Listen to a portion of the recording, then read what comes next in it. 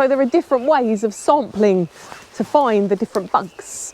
So we need the white sheet, please, and maybe a bug pot. The reason that there are paintbrushes as well is just so I find that using paintbrushes to sweep the bugs can be gentler than people's fingers, because things can get squashed. So first of all, if we want to look at what bugs might be in the branches, of course the leaves aren't out on the deciduous trees properly yet, but I'm going to just come over to this holly tree. So come over to the holly tree. And so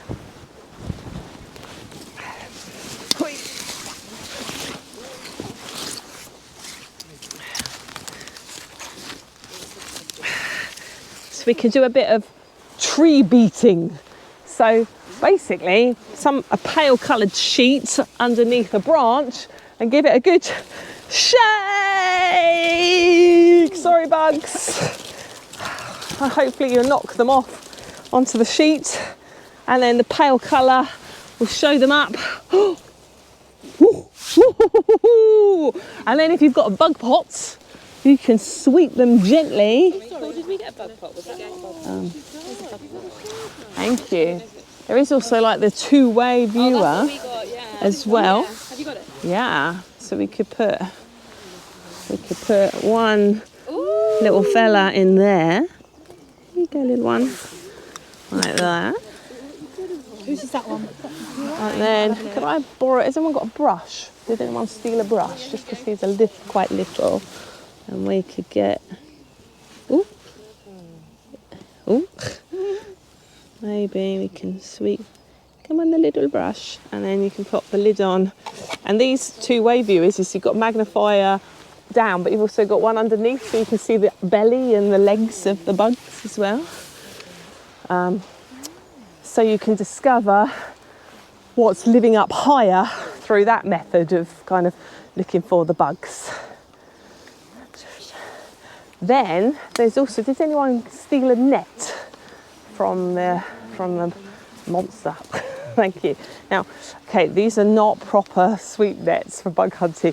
They're normally much bigger, the sweep nets. In fact, you can make them from like old pillowcases and stuff. If you've got like a wire coat hanger and a pillowcase, that would be a much better thing. These are more for demonstration purposes.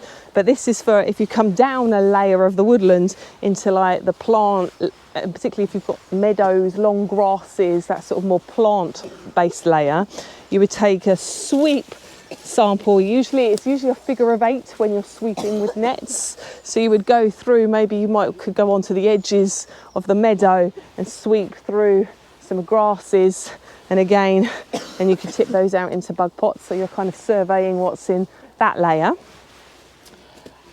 And then what's on the ground, and also what comes out at night, because some mini beasts are nocturnal. They don't come out during the day.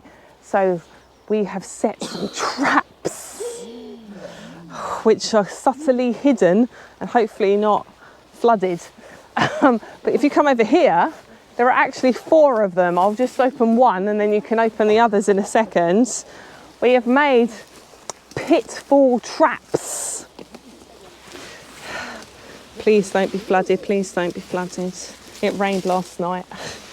So what I've done is I dug a little hole and buried like an old yoghurt pot, and then I've put a roof over it, but with a gap. So I use those sticks to keep a gap, so there's like a gap and then a roof. And then the idea being that if there are any bugs wandering along the forest floor at night, they'll go, whoa, and stumble into the trap and won't be able to climb back out. So, I don't know. We've got much. Oh, there's a little hoppy thing. But some of the beetles and things only come out at night time. But there are another 3 pitfall traps that I've set that we could like have a look at as well and see if we've caught anything. So that's a way of surveying the ground invertebrates. So you can kind of do the branches, you can do the plants, and you can do the ground in these different methods.